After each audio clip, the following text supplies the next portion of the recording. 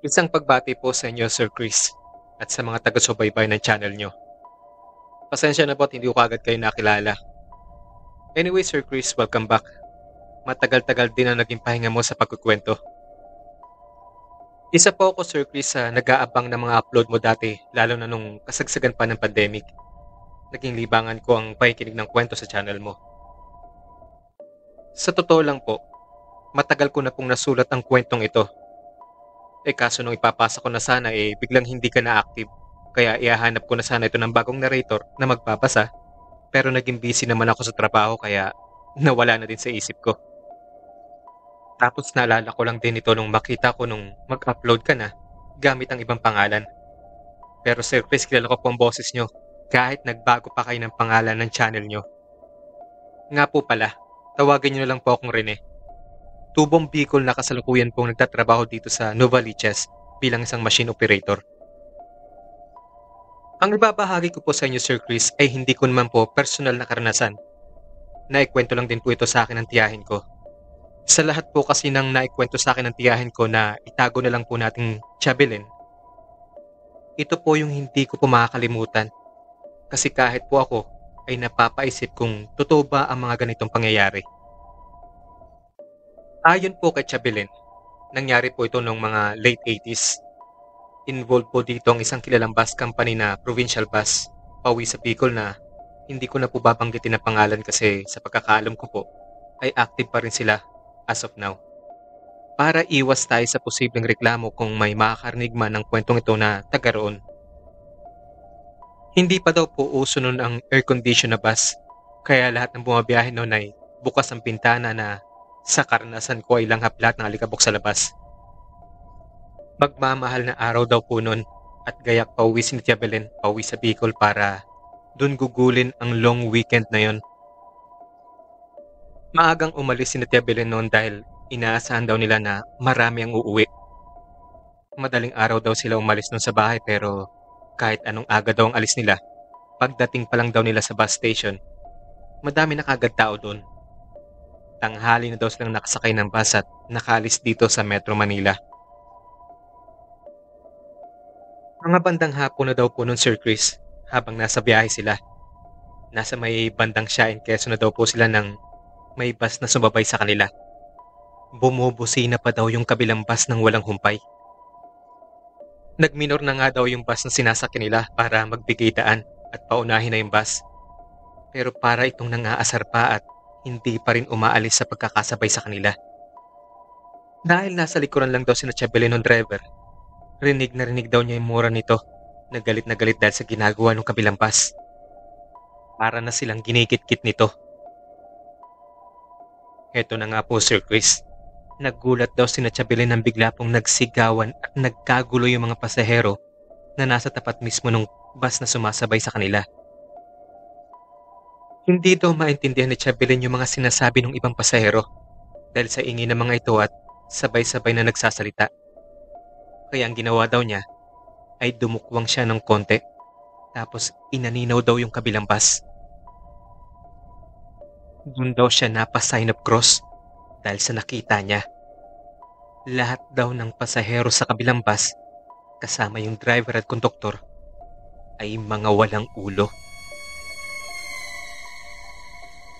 Hindi niya alam kung nakita ba yun ng driver dahil focus ito sa pagmamaneho. Pero ilang minuto lang ang nakalipas, humahangos na yung konduktor. Rinig na rinig daw ni Chabelin nang sinabi nito sa driver. Ang sabi daw nito, "Pre, habulin mo yung bus kung kaya. Nakita kasi namin na walang ulo yung mga nakasakay doon. Baka kung anong mangyari sa mga yun." Nung marinig daw yun ng driver, medyo bumilis daw ng konti yung takbo ng sinasakyan nilang bus. Siguro daw ay para habulin yung isang bus na yun. Hindi daw nagtagal ay natanaw na nila yung bus. Pilit daw tinapatan ng driver yung bus at nagtagumpay naman ito. Ang ginawa daw ng konduktor, binuksan daw yung isang pintana nung nasa tapat na sila nung driver. Rinig daw niya yung sigaw nito na itigil yung bus. Pero animoy walang naririnig yung driver nung kabilang bus. Kita din daw ni Chabelin ng kahit anong sigaw ng konduktor ay walang reaksyon ng mga ito. Diretso lang daw ang tingin nito sa harapan. Ni hindi man lang daw lumingon sa kinalalagyan nila. Pero nung mahimasmasan daw si Chapelin, napagtanto daw niya na paano nga ba nila malalaman kung nakalingon na yung mga ito kung wala ang mga ulo ito. Hindi na daw mabilang ni Chapelin sa kamay niya kung ilang beses nang sumigaw yung konduktor na itigil yung bus. Idagdag pa yung pagsigaw din ng ibang pasahero sa mismong tapat ng bus. Pero wala pa ring reaksyon ng mga ito. Nung may matanaw na may pasalubong na kotse yung driver ng bus nila, nagminor daw ito at bumalik na sa tamang lane nila. Wala na daw silang nagawa kundi ihatid na lang ng tanaw yung bus at magdasal na sanay walang mangyaring masama sa mga pasaherong nakasakay sa kabilang bus na yon. Nag-aagaw na daw ang dilim nun. Bukod sa ingay ng makina ng umaandar na bus na sinasakyan nila, ay wala na daw silang ibang naririnig na ingay. Tahimik daw ang buong bus. Ni hindi daw napansin ni Tia Belen na narating na nila ang isang terminal na tinitigilan ng bus. Sinabihan sila ng konduktor na kung sino ang gustong kumain at mag-CR ay bumaba daw. Pero wala daw bumaba. Siguro hindi pa rin mawala sa isip ng mga pasahero ang nangyari sa kanila kanina. Matapos daw ang halos 30 minutos, ay bumalik na ulit yung bus sa daan. Madilim na daw nang may madaanan silang isang aksidente. Kita nila yung mga pulis at mga medic sa may kalsada. Hindi daw nila alam kung anong sasakyan yung na-aksidente. Kita lang nila isang bus na galing Quezon Province. Nahulog yata sa bangin yung isang sasakyan na nakasalubong nito. Maghahating gabi na daw nung makarating sila sa bahay. Ang sana ay sa tansya nila na hapon ay makarating na sila. Nakarating sila ay halos hating gabi na. Tumagal daw kasi sila dun sa pinangyarihan ng aksidente. Hindi na daw sila nakakain kasi minabuti nilang matulog na lang. Kinaumagahan, nung nakapagpahinga na daw sila, sumagi daw sa isip niya yung isang bus na puno ng pasaherong walang ulo. Ano na daw kaya ang nangyari sa kanila? Nasa gitna daw siya ng pag-iisip nun nang biglang ibalita sa TV ang nangyaring aksidente. Ayon sa balita, nangyari ang aksidente sa isang paliko na daan. Sobrang bilis daw ng pagpapatakbo ng nasabing bus. Kaya nung may nakasalubong itong isang bus din, hindi na nakaiwas at diretsong nahuhulog na sa bangin. Ang sabi naman daw ng driver ng isang bus, bigla na lang daw itong sumulpot. Sa kanilang mga driver naman kasi, sa ganung mga alanganing daan, talagang kailangan nilang magminor dahil nga sa ganung mga pagkakataon na may mga makakasalubong silang ibang sasakyan. Tinuon daw talaga ni Chabelin yung kanyang pansin doon sa balita. Kitang-kita daw niya sa balitang yun na yung isang bus na nahulog sa bangin ay yung bus na nakita nila at sumabay sa kanila na ang mga pasahero ay wala ng ulo. Hindi daw siya pwede magkamali dahil kita niya sa mga footage yung bus company name at yung mismong bus number. Hanggang ngayon po Sir Chris, sa tuwing uuwi po ako sa probinsya namin at may bus na nag-o-overtake, hindi ko maiwasan na maalala yung nakwento sa akin ni Chabelin. Minsan nga ay natatakot na akong tumingin pag may sumasabay na bus sa amin. Baka kasi mangyari na naman yung tulad ng kwento ni Chabelin na buong isang bus na ang lahat ng pasahero kasama ang driver at konduktor ay mga walang ulo.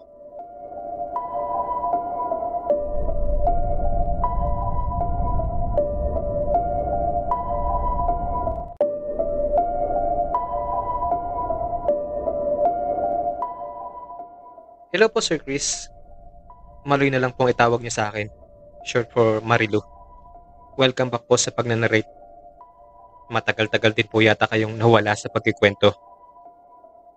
Ibabahagi ko lang po sana ang nakakatakot na karanasan ko nung minsang naglalakad ako sa tabing dagat. Maiksi lang po ito pero sana marinig kong ikwento niyo sa channel niyo Sir Chris. Medyo hindi po kami okay ng asawa ko ng mga panahong ito. Galing po kasi kami sa pagbibenta ng uling noon at hindi naging maganda ang naging usapan namin ng binentahan namin. Sa madaling salita po Sir Chris, Binarat po kami. Kaya sa bandang huli, kami ng asawa ko ang nag-away. May bangka naman po kami noon na disagwan. Sa katunayan nga po yun yung ginamit namin para maiuwi yung mga uling namin sa kabayanan. Pero ganun nga po nangyari. Kaya nung pauwi na kami sa bahay, sa halip na sumakay ako sa bangka, mas minabuti ko na lang po na maglakad sa tabing dagat. Aminado naman ako, Sir Chris, na bungangyera akong asawa, lalo na paggalit ako sa mister ko. Malayo-layo din po yung lalakarin ko. Pero dahil inis na inis talaga ako ng mga oras na yon at ayaw kong kausapin yung asawa ko, gusto ko na lang maglakad at magpalipas ng inis. Madilim na po nun, pero nababanag ko pa din yung asawa ko na nakasakay sa bangka sa di kalayuan. Pero habang nasa daan po ako, umuulan po talaga ng mura. Pero ang totoo po, hindi na lang po galit sa asawa ko kaya ako nagmumura. Sumabay na lang po doon yung dinadaan ko na lang sa mura para mabawasan yung takot ko. Kitang-kita ko po yung asawa ko na kahit nasa bangka siya, sinasabayan niya pa rin ako. Mabagal lang ang pagsagawa nito para hindi ako maiwan. Pero laking gulat ko po nung bigla nitong binilisan ng pagsagwan, kaya naiwan po ako. Ang soma total, nawala na talaga ako ng kasabay. Isisigawan ko pa sana yung asawa ko pero pinigilan ko ng sarili ko. Sa isip ko na lang, sa bahay na lang kami magtutuos. Hindi naman nakalayuan at mararating ko na yung bahay namin. Kaya binilisan ko na yung paglalakad. Nang marating ko na ang bahay namin, nandun na ang magaling kong asawa. Ayos ang upo na parang walang iniwan na asawa sa daan. Kaya ang bungad ko dito ay isang malutong na mura. Nagulat pa talaga ang loko sa ginawa ko na akala mo'y walang ginawang kabalbalan. Pero Sir Chris, ang sinabi niya ang nagpababa ng galit ko. Dahil napalitan po talaga ito ng takot. Ang sabi ng asawa ko, kaya daw niya ako iniwan ay dahil natanaw niya na habang naglalakad ako ay may kasabay na daw ako. Ang sabi pa ng loko-loko, 2 tao pa daw iyon. Nasa unahan at hulihan ko at nagsisigarilyo daw ang mga iyon. Ang ibig sabihin nasa gitna ako ng 2 tao na hindi ko nakikita. Kitang-kita daw niya yung figura ng 2 tao. Sa tingin pa daw niya ay isang babae at isang lalaki daw yun. Tapos nakikita din daw niya yung liwanag ng sigarilyo sa bawat paghit-hit ng 2 kong kasabay. Hindi na din daw siya nag-abala na tawagin ako dahil kung hindi ko naman daw kilala yung mga yun, baka iniwan ko na daw at binilisan ko na daw ang paglalakad. Kaya hinayaan niya na lang daw ako. Natanong ko pa ito kung kailan niya simulang nakita yung 2 kasabay ko. Ang sagot nito, nung mapadaan daw ako sa isang bahayan na nadadaanan pag naglalakad sa tabing dagat. Kaya inakala niya na baka totoong tao ito at mga kilala ko. Namura ko uli ang asawa ko. Pero sa pagkakataon na yon, hindi na mura ng isang galit. Mura na ng isang taong takot. Sabi ko pa dito, huwag niya akong niloloko dahil sasamain talaga siya. Dahil sa buong oras na paglalakad ko sa tabing dagat, ay wala talaga akong kasabay. Kahit yung asawa ko ay nagulat sa sinabi ko dahil ipinipilit niya na may kasabay daw talaga ako, kaya iniwan niya na ako. Hindi ko po alam, Sir Chris, kung niloloko lang ba ako ng asawa ko para mawala yung galit ko sa kanya. Dahil nung oras po talaga na iyon, ay tagumpay siya kung yun man ang plano niya kasi napalitan po talaga ng takot. Pero seryoso po talaga mukha ng asawa ko habang ikinikwento niya sa akin yun. Ang totoo po niyan, Sir Chris, nung naglalakad ako sa tabing dagat, ramdam ko talaga na parang may sumasabay sa akin. Pero binabaliwala ko na lang yun dahil pinangungunahan talaga ako ng inis ko sa asawa ko. Hanggang dito na lang po ang sulat ko, Sir Chris. At sana po ay magtuloy-tuloy ng upload nyo sa channel nyo. More power po sa inyo. Gumagalang po, Maloy.